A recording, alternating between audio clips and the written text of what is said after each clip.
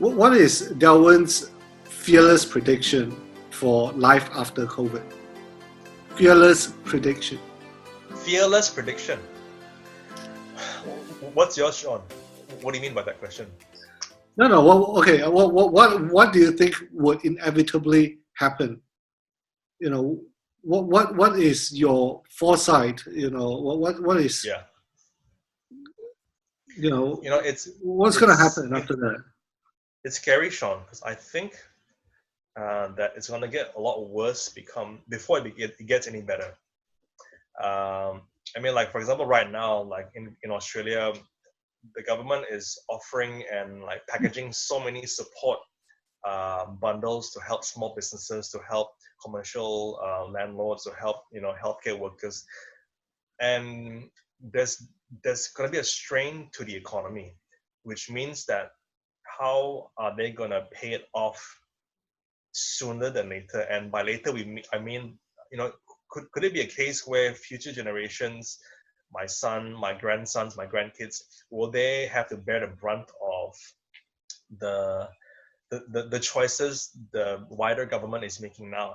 Those are big themes and macro themes, but I think the point there is that yes, governments all across the world are doing what they can to balance and keep a sense of stability in the current markets, but there's something else which has to balance it off once it all settles back down. For example, in Brunei, the difference in Brunei is there's no income tax, which means that a lot of the packages being created and to help the masses are being from existing revenues and reserves, which is scary to think, because if we're dipping into the pockets over and over again, who knows what the implications may be in the future.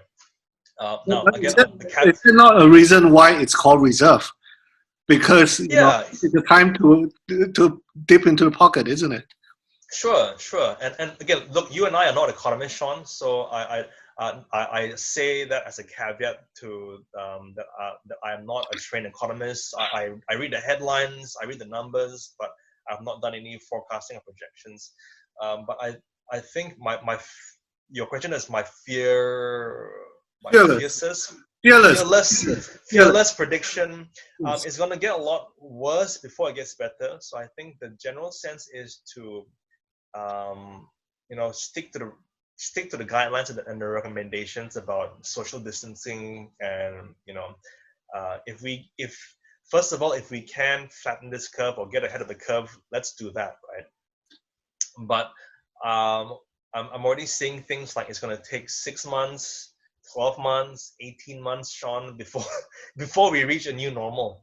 But I think once everything is cleared and the dust is settled, there'll be such an increased appetite for to spend money again. So we'll see a bit of a spike, perhaps. There'll be a new appreciation for time spent with your loved ones. We might even see a baby boom in 9 months. Who knows? With so much working from home, right? So China is experiencing the highest divorce rate right now. Yes. Yeah, and I think that has to be said as well, that where couples all across the world are being forced to